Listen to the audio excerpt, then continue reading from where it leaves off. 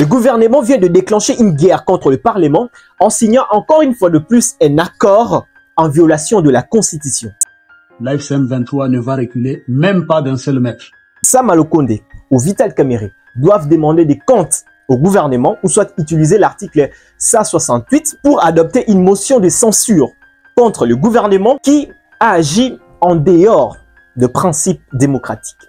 Mais avant d'entrer dans le vif du sujet, nous allons d'abord suivre ces théâtres politiques entre Kinshasa et le M23. Juste après cette déclaration de principe, une guerre de mots a éclaté entre les deux parties. Kinshasa parle d'un retrait complet de rebelles et l'AFC dément catégoriquement. Donc, chacun raconte sa version et ça sème une confusion. Et tout a commencé avec ces tweets de Patrick Mouyaya.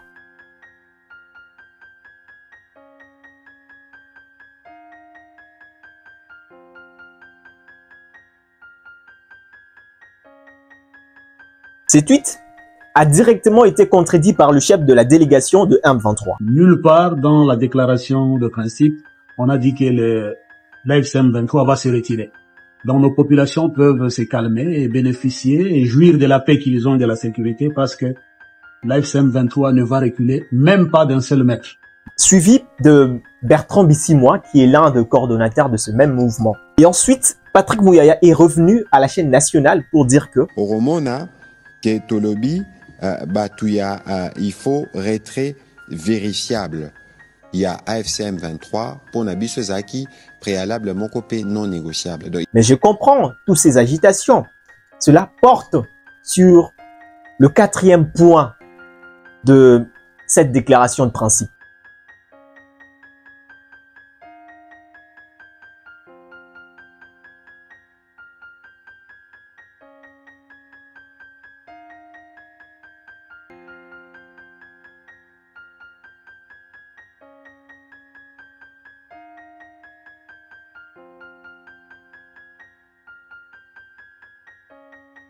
Le problème ici est que chacun interprète de sa façon.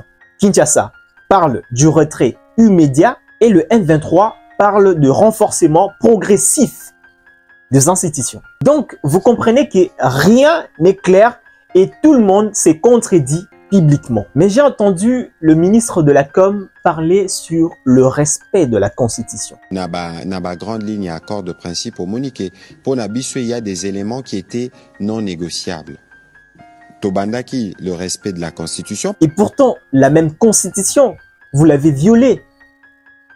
Monsieur le ministre, la Constitution est formelle. À son article 213, stipule que le président est négocié et signé, mais le Parlement, donc l'Assemblée nationale et le Sénat doivent être informés. Donc l'Assemblée nationale et le Sénat doivent être informés. Est-ce que vous l'avez fait? Parce que moi, je me rappelle que Vital Kamerhe avait également déploré le même problème. Deuxièmement, l'article 214 qui déclare que aucun traité de paix ne peut être ratifié sans une loi adoptée par le Parlement. Et l'article 216 précise également que si une clause d'un accord contredit la Constitution, la Cour constitutionnelle doit être saisie. Et je crois que dans ce cas, aucun débat parlementaire n'a eu lieu, aucune loi n'a été adoptée et aucune consultation avec la Cour constitutionnelle. Et cela a été fait avec l'accord de paix avec le Rwanda et maintenant avec le M23. La même chose. Résultat, l'accord de paix signé avec le Rwanda est toujours contesté et maintenant même la signature que vous venez de signer avec le M23 n'a fait que 24 heures, mais on commence déjà à assister à des querelles sur les réseaux sociaux entre les deux parties. Tout ça pourquoi? Parce que vous n'avez pas consulté l'Assemblée nationale, il n'y a pas eu un débat parlementaire, donc j'estime que c'est une violation de la Constitution.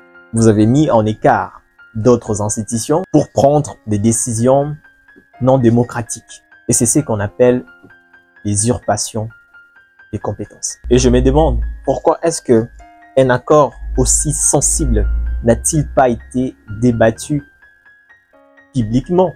Je pense et j'estime que le gouvernement ne peut pas s'engager seul dans de telles négociations qui sont aussi sensibles, sans passer par d'autres institutions prévues pour ça. Et la population ne mérite pas d'être devant un fait accompli. Voilà, c'était tout pour aujourd'hui. Abonnez-vous.